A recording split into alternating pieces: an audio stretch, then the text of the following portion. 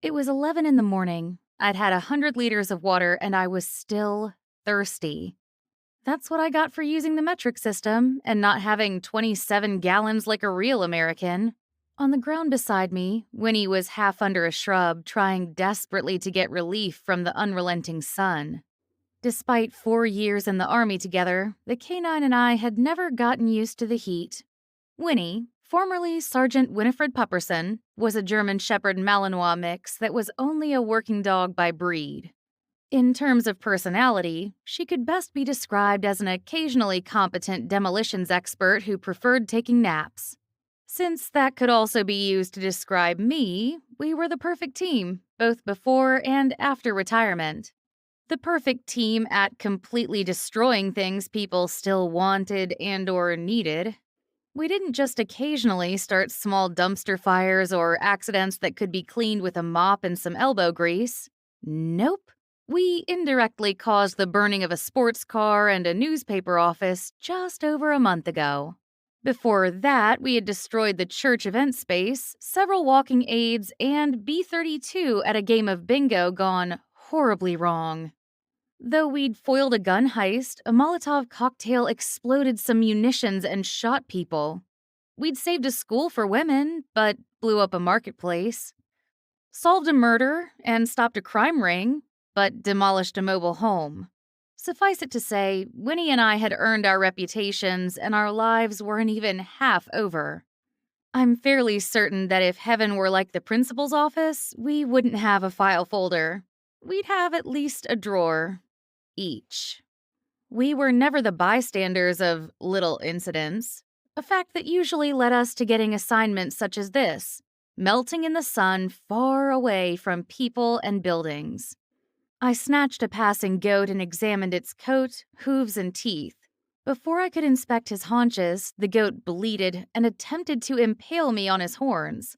I let go and watched him leap off like Pepe Le Pew chasing the cat in the Looney Tunes cartoons.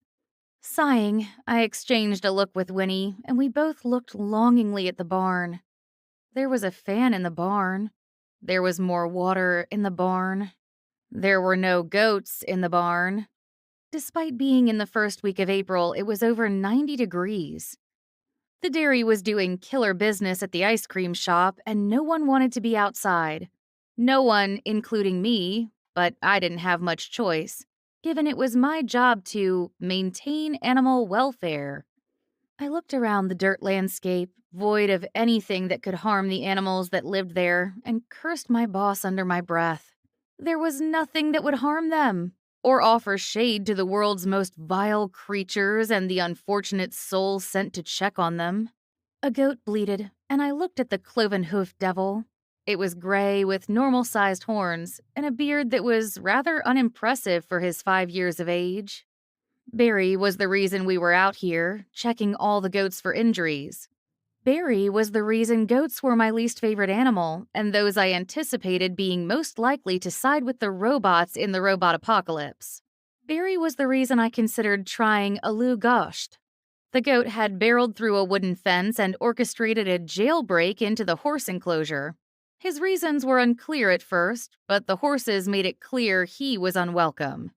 It was a personal exile. The horses tolerated and appreciated the company of all the goats, except Barry.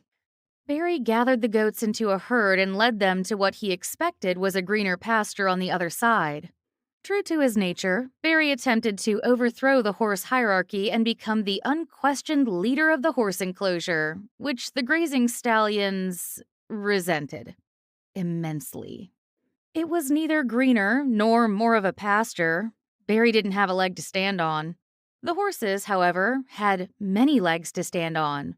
They used these to their advantage to send Barry back into exile by attempting to high-step stomp him back where he belonged, away from them. Barry deserved to be put in his place, but an actively lactating female goat fell into the line of fire. Since this was a dairy farm, her milk was far more important than Barry, his need for adventure, and the desire of the stallions to deprive him of it.